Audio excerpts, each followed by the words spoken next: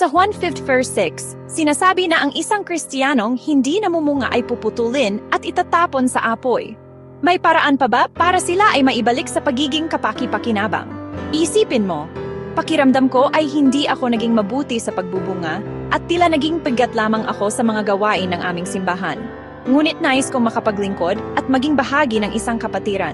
Sa Juan 15, itinuro ni Jesus ang talinghaga tungkol sa puno ng ubas. Ipinapaliwanag ng talinghaga ang kahalagahan ng pamumunga para kay Kristo, na kung tayo ay mananatili sa Kanya, hinahanap ang Kanyang kalooban at nabubuhay sa Kanyang biyaya, tayo ay makapamumunga ng espiritual. Sa talinghaga, sinabi ni Jesus na ang mga hindi pa namumunga ay inaangat upang makapamunga, gaya ng mga batang sanga na itinatali sa mas matatag at mas may gulang na sanga. Marahil, ikaw yon! Bakit mo isipin na wala ka ng pag-asa? Lalo na at may hangarin ka maglingkod at mahalin ang salita ng Diyos. Kahit pa ikaw ay kabilang sa mga Kristiyanong sinasabi ni Jesus na pinuputol dahil sa kakulangan ng bunga, hindi ito nangangahulugang walang hanggang hatol sa dagat-dagat ang apoy. Ito ay isang talinghagang paglalarawan, pagpuputol o pag-aalis ng mga sanga upang mas lalong magbunga sa hinaharap. Hanggat ikaw ay nabubuhay, may kakayahan ka pang maglingkod kay Kristo at mamunga.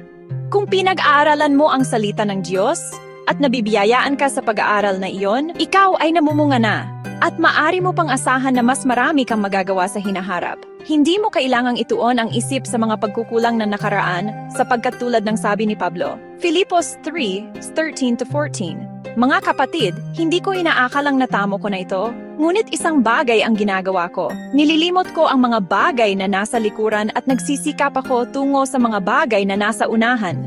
Nagpapatuloy ako tungo sa layunin para sa gantimpalang makalangit kay Kristo Jesus. Huwag kang mag-focus sa mga pagkakamali ng nakaraan na nagiging dahilan lamang upang mabigo muli sa hinaharap. Sa halip, ituon mo ang sarili sa paglilingkod kay Kristo ngayon, sa biyayang ibinigay niya sa iyo upang maunawaan ang iyong mga pagkukulang at hangarin ang higit na kabutihan. Hindi kailanman ipinahiwatig ng talinghaga na ang isang mananampalataya ay wala ng pagkakataon na mamunga o maglingkod kay Kristo. Hanggat tayo ay humihinga, maari pa rin tayong maglingkod at magbigay ng kaluwalhatian sa Kanya.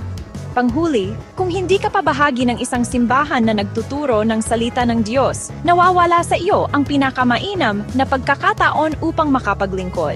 Hinihikayat ka naming sumali sa isang kongregasyong nagbibigay halaga sa salita ng Diyos at makibahagi roon.